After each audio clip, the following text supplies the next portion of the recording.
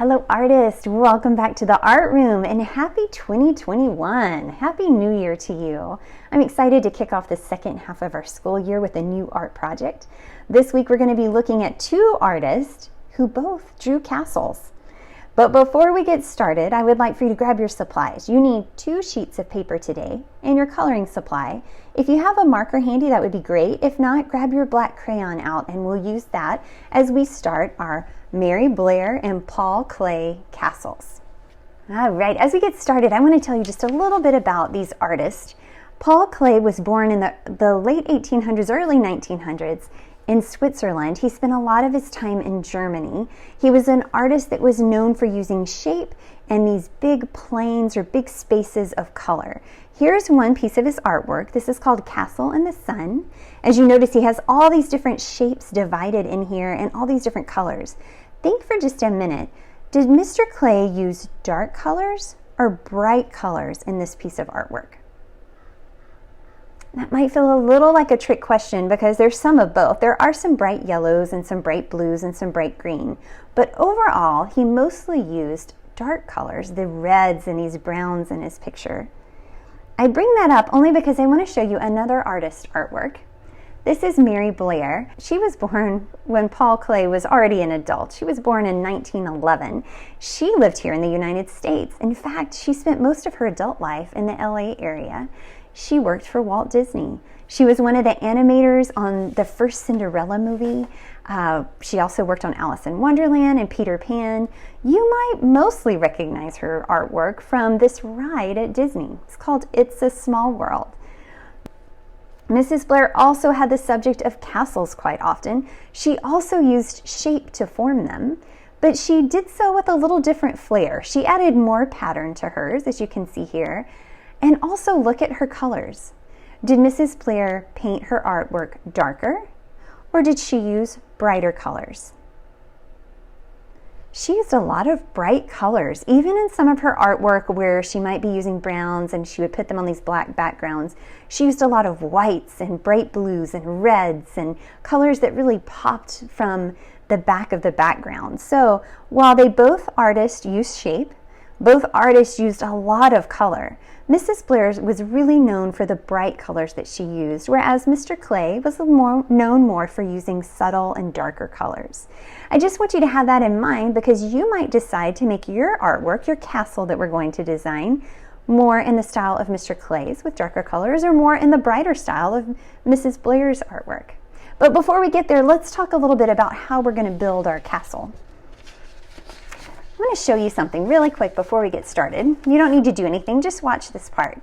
I'm holding a square.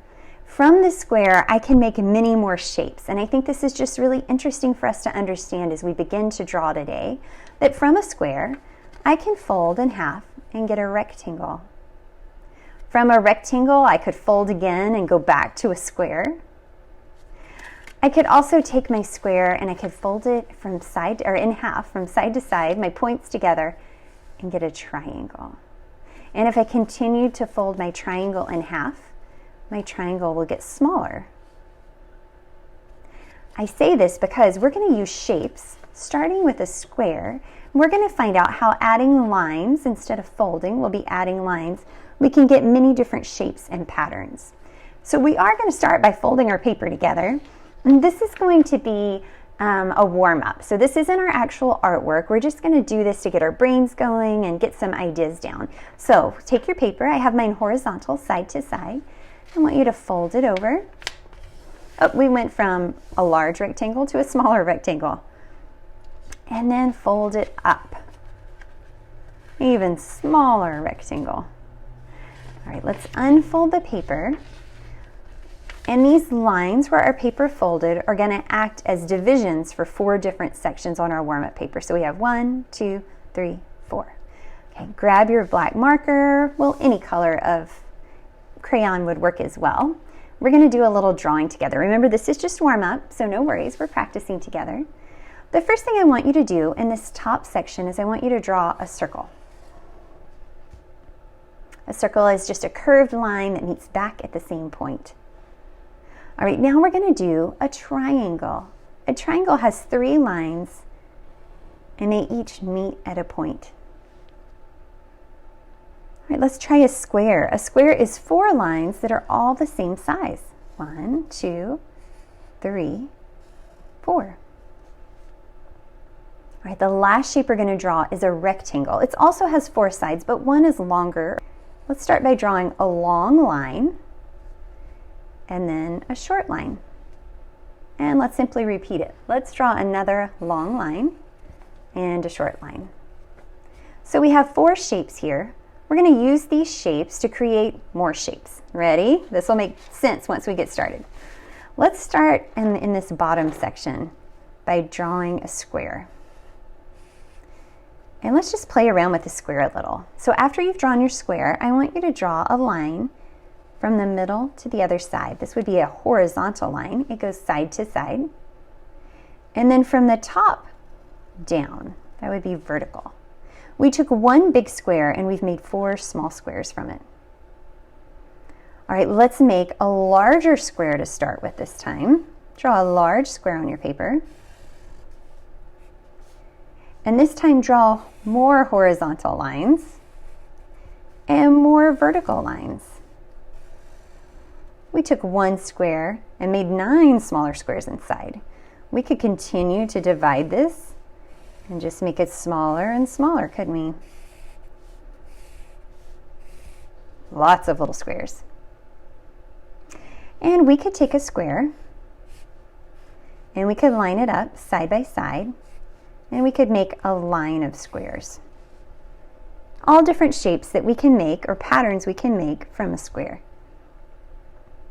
All right, let's try next door here. Let's try starting with a rectangle this time. Remember, it has a long side and a shorter side. And then we just repeat that. Long side, shorter side.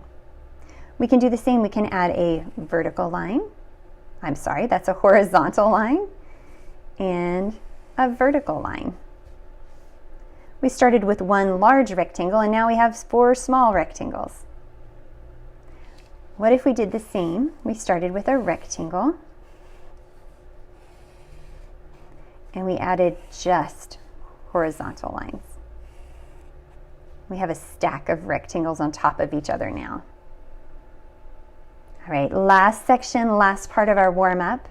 Let's start with a square again. Instead of doing a horizontal and a vertical line, we're going to do diagonal lines. That means side to side. Now we've made our square into 4 triangles. How about if we draw a rectangle and we add a zigzag line down the middle? We found triangles now. All right, one last one. We could draw a straight line and we could add our triangle side by side at the top.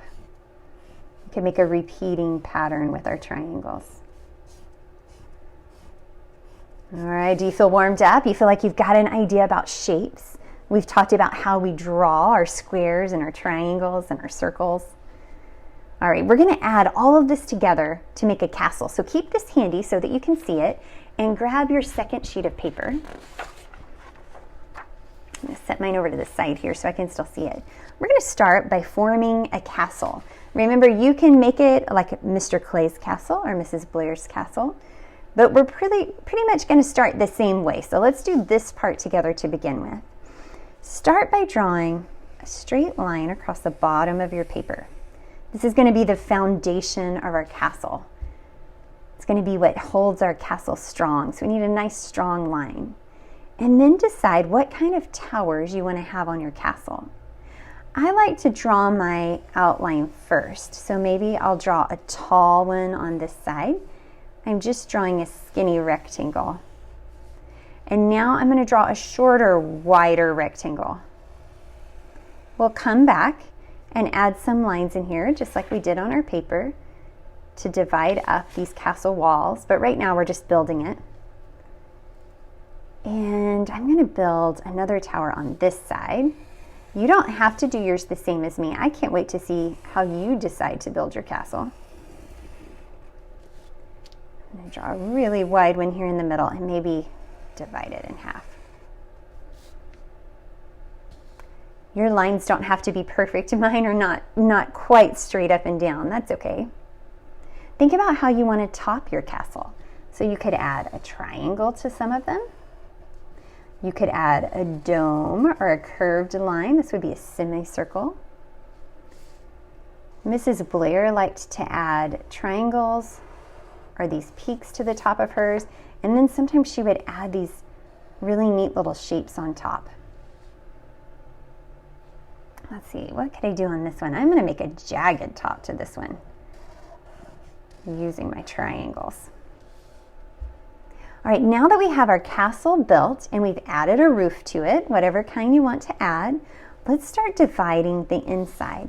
We can simply do it by adding horizontal lines, some close together, some further apart, and vertical lines. Maybe I want to divide this a little more. And I'm going to try these diagonal lines here.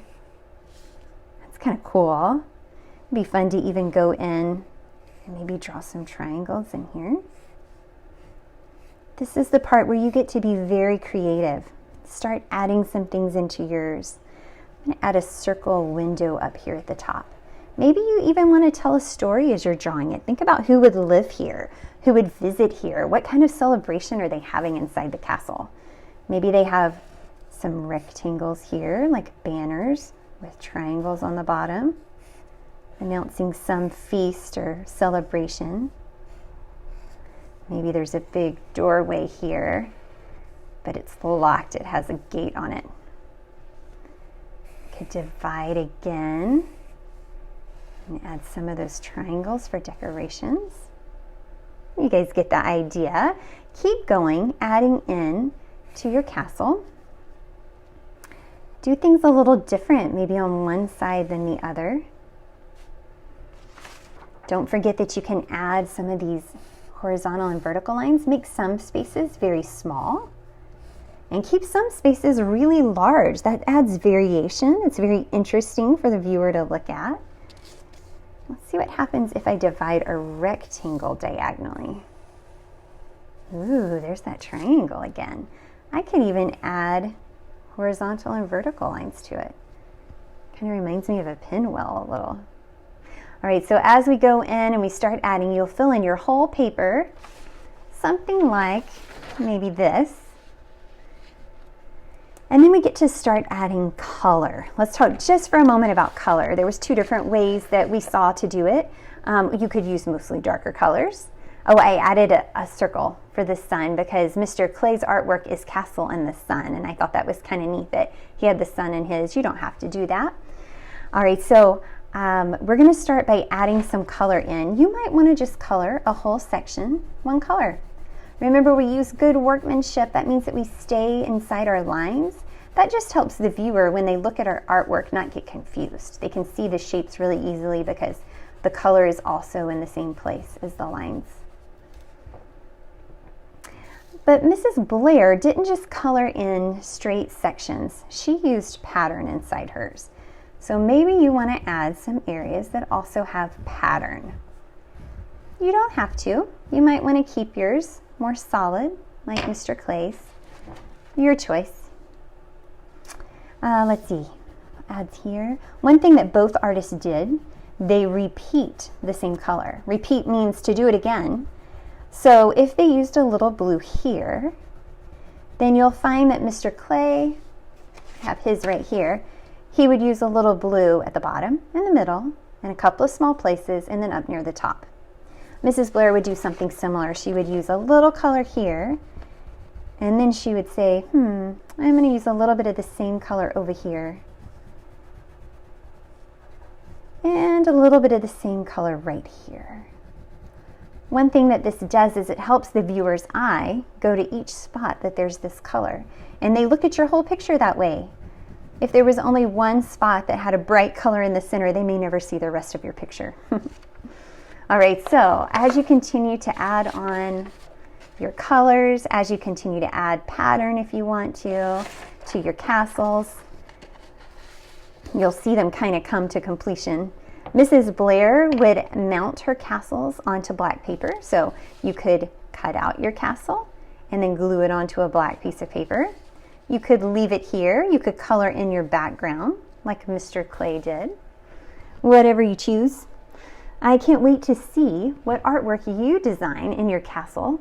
If you have a chance, you can send me a picture through email. I would love to see it as we look at how to do our shapes, as we look at these artists and how they used color. I'm excited to do another project with you again next week. I'll see you then.